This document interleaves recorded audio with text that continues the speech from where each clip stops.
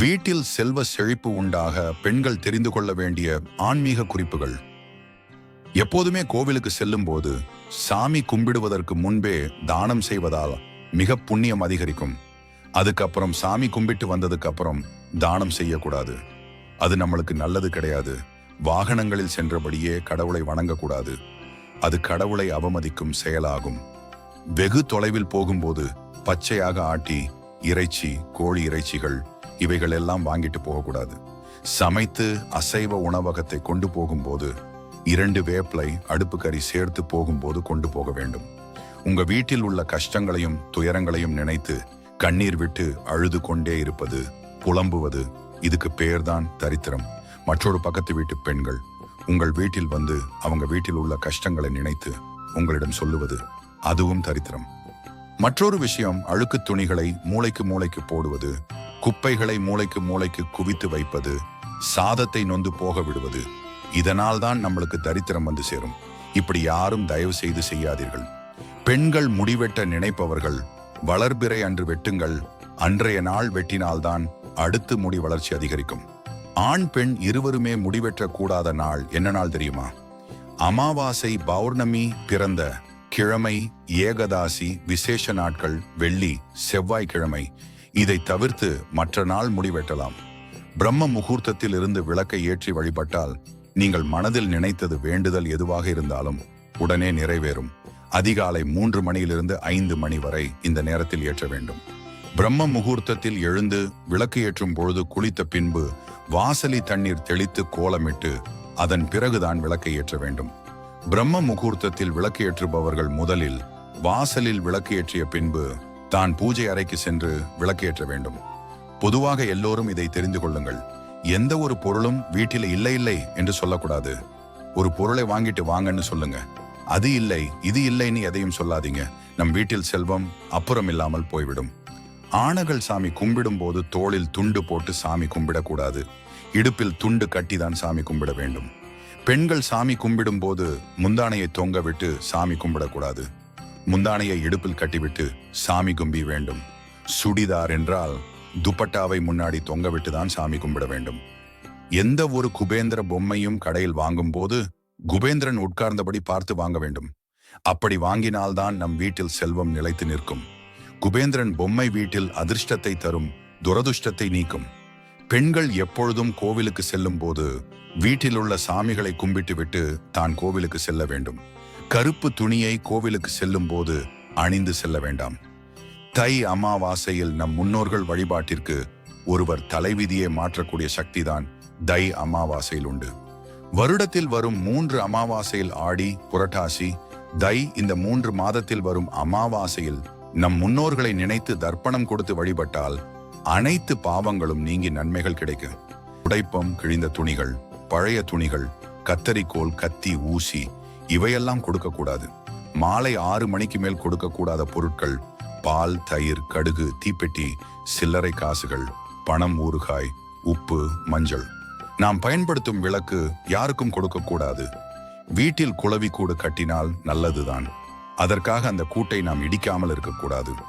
குழந்தை பெறாத நபர்கள் அதை இடிக்க வேண்டாம். மற்றவர்கள் அதை இடித்து விடலாம். வாஸ்து சாஸ்திரப்படி எந்த பறவை கூடு வீட்டில் கட்டினாலும் மங்களம் உண்டாக்கி அதிர்ஷ்டம் கிடைக்கும். வாவுவால் தேனீ கூடு கட்டினால் வீட்டில் பெரும் விபத்தை ஏற்படுத்தும். இரவு நேரங்களில் வாவுவால் அடைவதற்காக வரும்போது அதை விரட்டிவிட வேண்டும், அதான் நல்லது. வீட்டில் புறா கூடு கட்டினால் அமைதியும் சந்தோஷமும் செல்வமும் பெருகும். கோடி கோடியாய் பணம் கொடுத்தாலும் வாங்க முடியாத ஒரே விஷயம் மன நிம்மதிதான்.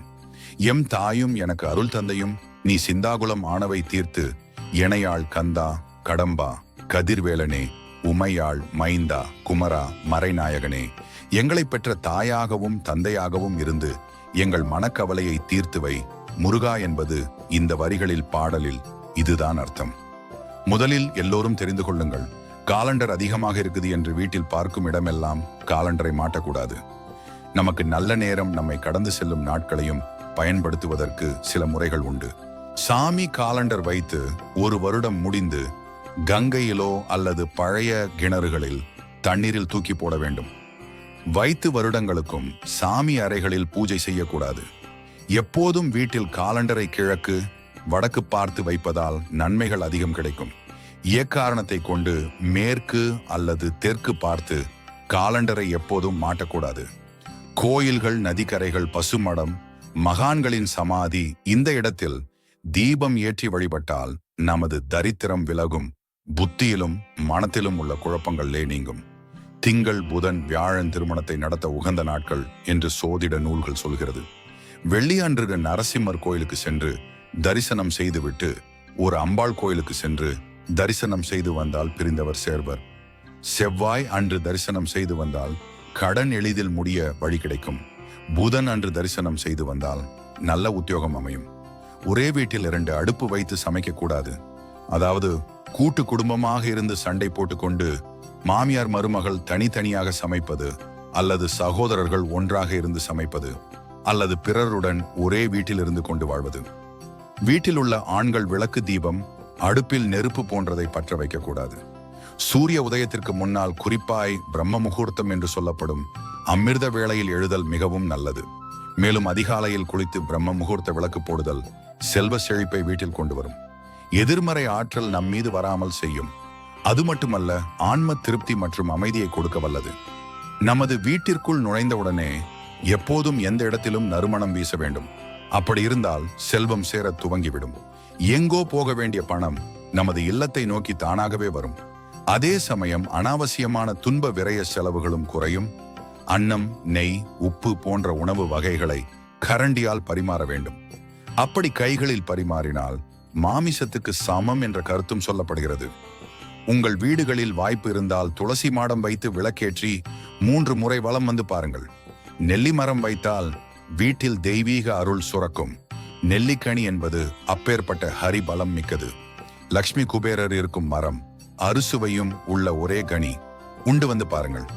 ஆரோக்கியம் என்பது உங்கள் சொத்தாக மாறிவிடும்.